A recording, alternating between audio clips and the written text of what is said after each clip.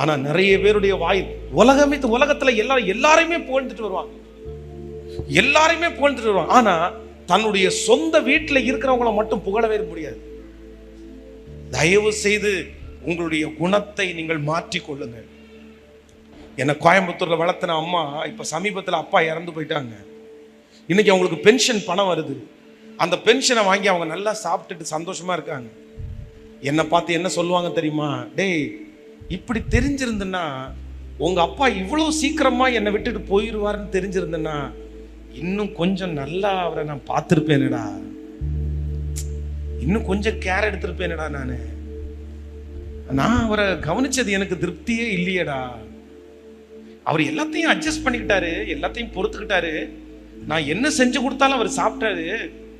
ஆனா இன்னும் கொஞ்சம் சீக்கிரமா போயிருப்பாருன்னு தெரிஞ்சிருந்தா அவரை இன்னும் கொஞ்சம் நல்லா பார்த்துருப்பேன். இன்னைக்கு அவரை நல்லா பார்க்கலையோன்ற அந்த மனசு என்ன பாதிக்குதுப்பா.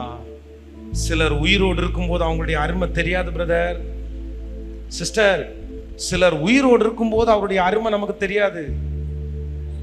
யாருக்குள்ளங்க கசப்பு இல்லை, யாருக்குள்ளங்க தவறு இல்லை, எல்லாருக்குள்ளையும் தவறு இருக்குங்க. நீங்க ஒண்ணுல பலவீனம், அவங்க இன்னொன்னுல பலவீனம். அதுக்காக அந்த பலவீனத்தை நான் தட்டி கொடுக்க சொல்லல, அந்த பலவீனத்தை நான் பொறுத்துக்குங்கன்னு சொல்லல. நம்ம யாருமே தவறது இல்லையா? எத்தனையோ விஷயத்துல நம்ம தவறுறோம். நம்முடைய ஆழத்தை எடுத்து நோண்டி பார்த்தாதாங்க தெரியும், கிளறி பார்த்தாதான் தெரியும் நம்ம எவ்வளவு மோசம்னு. அப்பதான் தெரியும் நமக்கு என்னமோ ஆண்டவர் நீங்க செய்த தவறுகள் எல்லாம் மறைக்கிறதுனால நம்ம நிறைய பேர் தப்பிச்சு வாழ்றோம், சொல்லாதனால நம்ம நிறைய பேர் தப்பிச்சு வரோம். ஒரு கணவனார் செய்யறத, மனைவி செய்யறத வெளியே கத்தர் காமிச்சு கொடுக்கல. அதனால அல்லாம ஒவ்வொருத்தருடைய வாழ்க்கையும் நம்ம கிளற போனா அந்த பரிசுத்தம் எல்லாம் வராது, நீதி எல்லாம் வராது. சிலருடைய வாழ்க்கையை கிளறனா வெறும் அசுத்தம் தான் வரும். ஆனா உன்னை புடிச்சுக்கிட்டு அவ்வளவு வார்த்தையை பேசி இல்லவே இல்லை. இன்னைக்கு இந்த குடும்ப ஆசீர்வாத கூடுகையில வந்திருக்கிற உங்க ஒவ்வொருத்தருக்கும் ஒரு அபிஷேகத்தை கத்த தரட்டும்.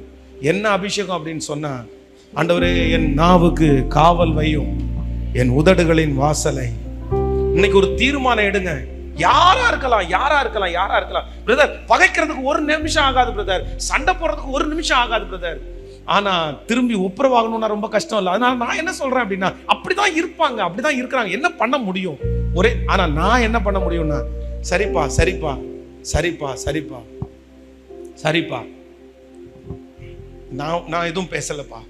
நான் எதுவும் பேசலப்பா. வார்த்தையை விட்டுறாதீங்க. நீங்க திரும்பி எடுக்கவே முடியாது. அந்த ஒரு வார்த்தையினால பிரிஞ்சு போன குடும்பங்கள் எத்தனையோ குடும்பங்கள் இருக்கிறது. ஆமென் சொல்லுங்கள். இந்த ஜெபம் முடித்ததற்கு பிற்பாடு இங்க எத்தனை கணவன், எத்தனை மனைவி இருப்பீங்களோ, தயவு செய்து எத்தனை பிள்ளைங்க இருப்பீங்களோ, சாரிப்பா நான் பேசின வார்த்தை குறித்து சாரிப்பா, மன்னிச்சுக்கப்பா. பைத்தியக்காரன் சொல்லி எத்தனையோ பேர் பைத்தியக்காரனாவே மாறிட்டாங்கல்ல. பைத்தியக்காரின்னு சொல்லி எத்தனையோ பேர் பைத்தியமா மாறிட்டாங்கல்ல. ரொம்ப ஜாக்கிரதை. நான் என்ன பண்ணணும்னா, என் மனைவியை என்கரேஜ் பண்ணணுமே தவிர நான் ஒரு நாள் என்ன பண்ணிடக்கூடாதுங்க. சத்தமா சொல்லுங்க. அந்த ஒரு வார்த்தை. இப்போ என்னுடைய அம்மா எனக்கு மீன் குழம்பு சமைச்சா எனக்கு ரொம்ப கேட்கல, பிடிக்கும். என் மனைவி ஒரு நாடோடி. அப்படின்னா நாடோடின்னா அவங்க அப்பா ஆந்திரா, அதுக்கப்புறம் சென்னை, அதுக்கப்புறம் பெங்களூர், அதுக்கப்புறம் அரியலூர், அதுக்கப்புறம் இப்போ பெரம்பலூர். அதனால அவங்க ஒரு நாடோடி. அவங்களுக்கு மீன் குழம்பு நல்லா சமைக்கிறதுக்கு. ஆனால் நான் நிறைய மீன் குழம்பு சாப்பிட்டு பழகினவன். எங்கள் அம்மாட்ட ஃபோன் பண்ணி கேட்டு, இந்த மீன் குழம்பு எப்படி வைக்கணும்னு கொஞ்சம் கேட்டு எனக்கு செஞ்சு கொடுத்தீங்களான்னு கேட்டால், இந்த அம்மா முதல்ல சமைச்ச மீன் குழம்பு ஏதேன் தொட்டு எச்சரிப்பு மாதிரி தான் இருந்துச்சு. நீ புசிக்கும் நாளிலே சாகவே சாவாய்.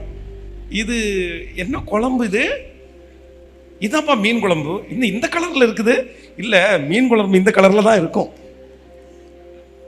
ஆனால் எனக்கு ஒரு காலம் அப்படி இருந்துச்சு. உடனே எங்கள் அம்மா எவ்வளோ நல்லா சமைச்சாங்க, எங்கள் அம்மாவுக்கு எப்படி மீன் குழம்பு, எனக்கு அது சின்ன வயசுலேருந்தே பார்த்து அது பிடிக்கிறதுனால எனக்கு பிடிச்சிருச்சு.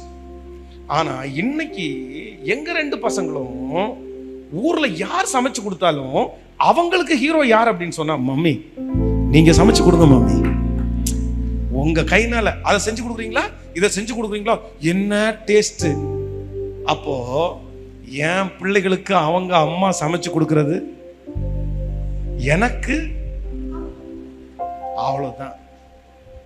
அதுக்காக எங்க அம்மா வசதி இவங்க குறைஞ்சவங்களும் இல்லை, எங்க பிள்ளைகளுக்கு அவங்க அம்மா குறைஞ்சவங்களும் எத்தனை பேருக்கு ஆமேன், புரியுதா?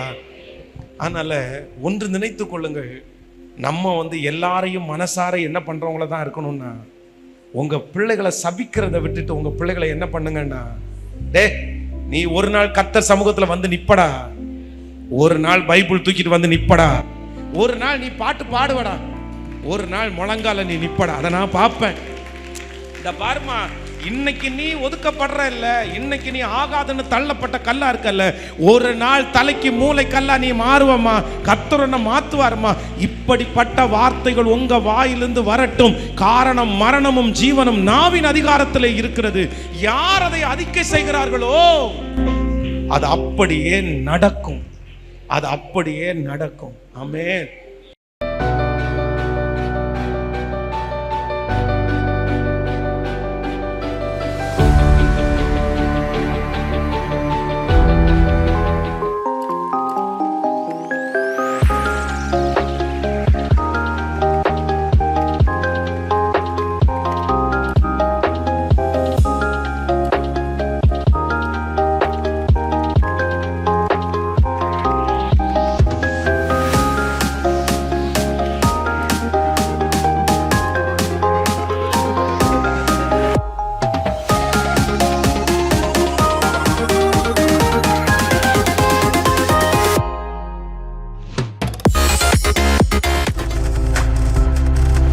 நீங்கள் பார்த்துக் கொண்டிருப்பது உங்கள் ஜாய் டிவி. உங்கள் துக்கம் சந்தோஷமாய் மாறும்.